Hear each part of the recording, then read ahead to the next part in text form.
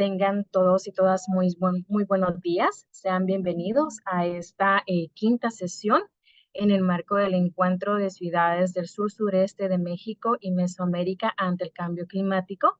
hacia una agenda urbana regional de acción climática. En ese sentido, el tema que se va a estar abordando en esta sesión 5 es referente a los cursos de acción para la mitigación climática en las ciudades. Desde ya agradecemos la valiosa participación de cada uno de los ponentes que vamos a tener en la jornada del día de ahora. Y en ese sentido, para dar inicio a esta sesión, queremos hacer una breve recapitulación de la sesión 4 que tuvimos el pasado jueves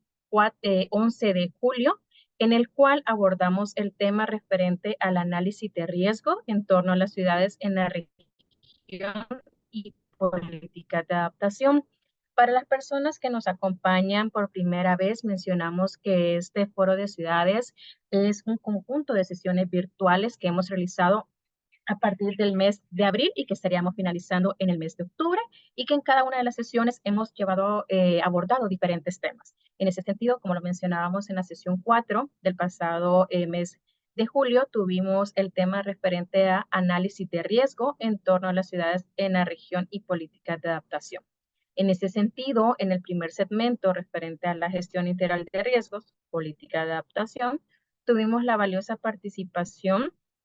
de funcionarios de personas como el ingeniero Luis Arturo Cabrera, que es asociado en desarrollo de sistemas para la prevención de riesgos, en el marco que nos comentaba referente a la plataforma de la Red Mesoamericana de Gestión de Riesgos. También tuvimos la participación del señor Cristóbal López, oficial de programas para la iniciativa Desarrollando Ciudades Resilientes 2030 de la Oficina de Naciones Unidas para la Reducción de Riesgos de Desastre. De igual manera, tuvimos al señor Chiaki Kobayashi, el director general de JICA en México, quien nos habló referente a la cooperación sobre reducción de riesgos de desastres de JICA en América Latina y el Caribe. Para finalizar este segmento 1, tuvimos también la participación de la señora Carla Aguilar de la Fuente, coordinadora de proyectos del Fondo de Conservación El Triunfo, FONSET, referente a la construcción de redes de innovación, el caso de la Red para la Atención y Eventos Hidrometeorológicos Extremos como medida de justicia ambiental. También en esta jornada tuvimos un segundo segmento para conocer casos de éxito. Y en ese sentido tuvimos la participación del señor Mauricio Escalante, asociado de Alianzas Estratégicas del PNUD de México, y nos hablaba sobre la acción climática desde lo local, lecciones aprendidas. De igual manera, tuvimos la participación del director general de Protección Civil de El Salvador, el señor Luis Amaya, quien nos estuvo contando referente a iniciativas nacionales para la reducción de riesgo. De manera muy ejecutiva,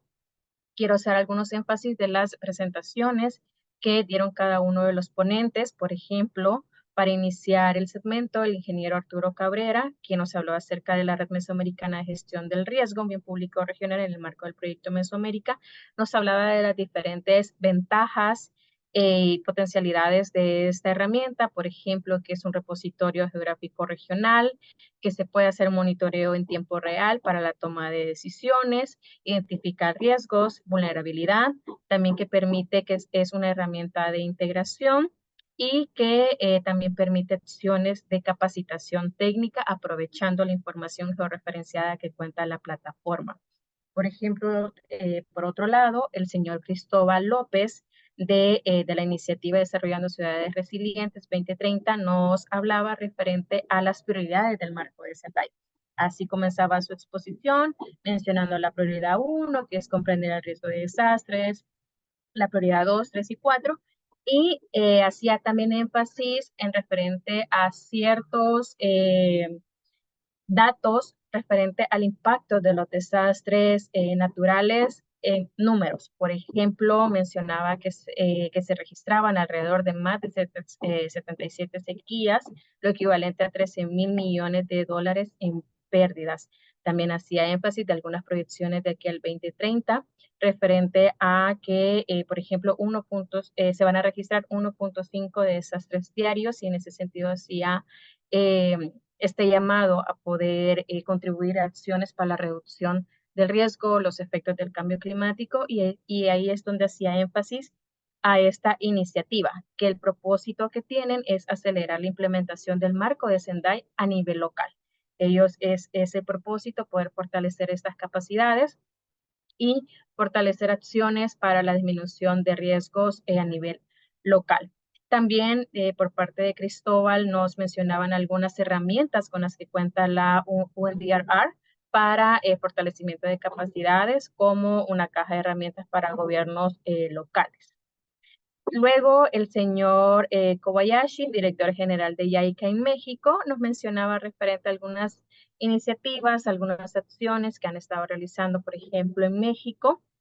así como en otros países de América Latina, como el proyecto internacional que tienen entre Japón, México y El Salvador para la reducción de riesgos y el tema de enfocado a grandes terremotos y tsunamis. Luego la señora Carla Aguilar de Fonset nos hablaba, como les comentaba, de esta red de innovación para la adaptación ante fenómenos meteorológicos. Nos mencionaba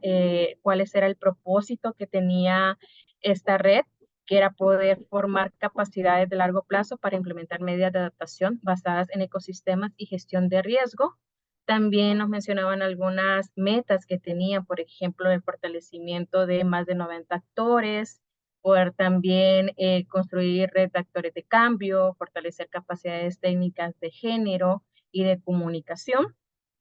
Y ya para el segundo segmento que les mencionaba, que eran los casos de éxito, el señor Mauricio Escalante de PNUD nos mencionaba que ellos ven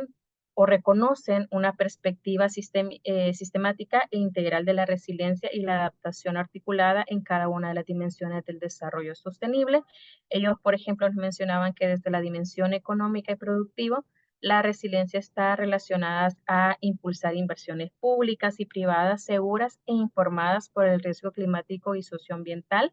y que desde la perspectiva o dimensión ambiental, la resiliencia estaba relacionada a fortalecer esquemas y mecanismos locales de conservación, protección y manejo sustentable de recursos. Ya de manera más práctica para el segundo segmento, que eran estos casos de éxito, por ejemplo, desde PNUD, desde El Salvador, que era el señor Luis Amaya, director general de Protección Civil, nos comentaba referente al contexto nacional que tiene El Salvador.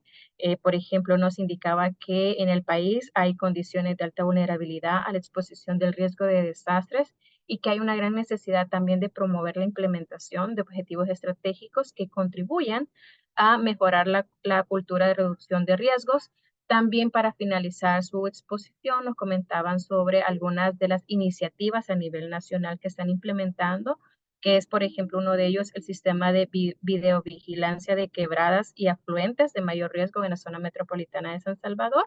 Y otro que mencionaba era el Sistema Nacional de Información de la Gestión de Riesgos de Emergencias. En ese sentido, como les comentaba de manera ejecutiva, fueron las diferentes ponencias que tuvimos en la sesión 4 que realizamos el jueves 11 de julio.